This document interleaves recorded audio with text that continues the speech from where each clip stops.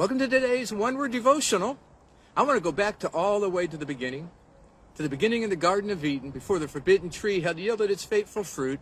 Adam and Eve was in this beautiful garden. Maybe you know the story. God created this big, beautiful world, a wonderful place for us to live in relationship with Him, with one little command: don't eat of that tree over there. Just don't eat of that one tree. Look around. Everything is for you. It's all yours. Just that one simple thing. But like children, tell a child not to touch that, don't do that. What's the first thing they're going to do? Well, Adam and Eve took of that tree, they ate of that fruit, and sin entered the world.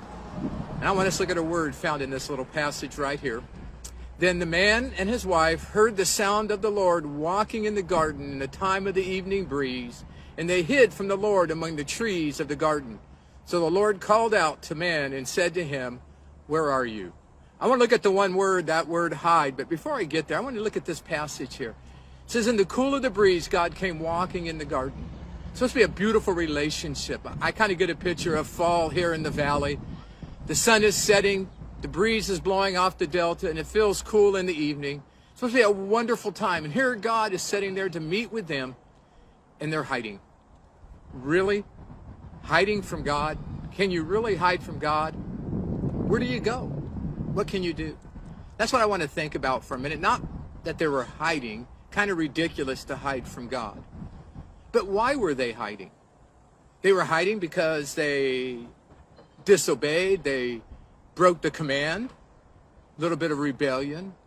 They were hiding because all of a sudden they seen things that was kind of a shame. They were naked, and there was shame, and there was guilt. And they had that self-condemnation. That's what I want to think about for a minute. Why do we hide with self-condemnation? Why do we hide when we're guilty? Why do we hide when there's shame?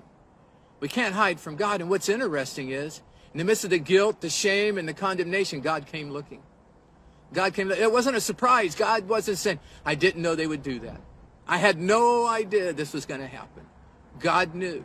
And yet, in spite of knowing, in spite of what was going to happen, God still created, still made, and still came looking for Adam and Eve.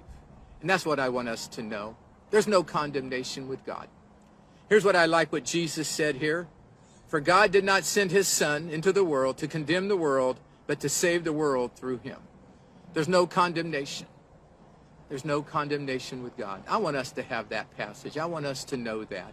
It's so easy to beat ourselves up when we fall. It's so easy to beat ourselves down when we fail. But God always wants to pick us up. In the cool of the breeze, God came looking for that relationship. I want to tell you, God's looking for you. God, I'm tired of doing things my way. I want to do them yours. Come to my life and take control. Yeah, God, I messed up again. Come and take care of me. Confession, repentance. God's arms are open wide. So I want us to think about that this weekend. Matter of fact, Sunday, we're going to talk about the joy of salvation, that there is joy in the forgiveness of God. No condemnation, but joy. Why don't you join us online at our online church at Centerpoint FBC, YouTube, Facebook, or right here in person. You can be either place and have a great time with God as we worship him. But we're going to learn, we're going to develop the joy of thy salvation that God gives us. No condemnation, no shame. You can't hide. You might as well run to God and get out of the trees. God bless you. Have a great time. I'll see you Sunday, online or here.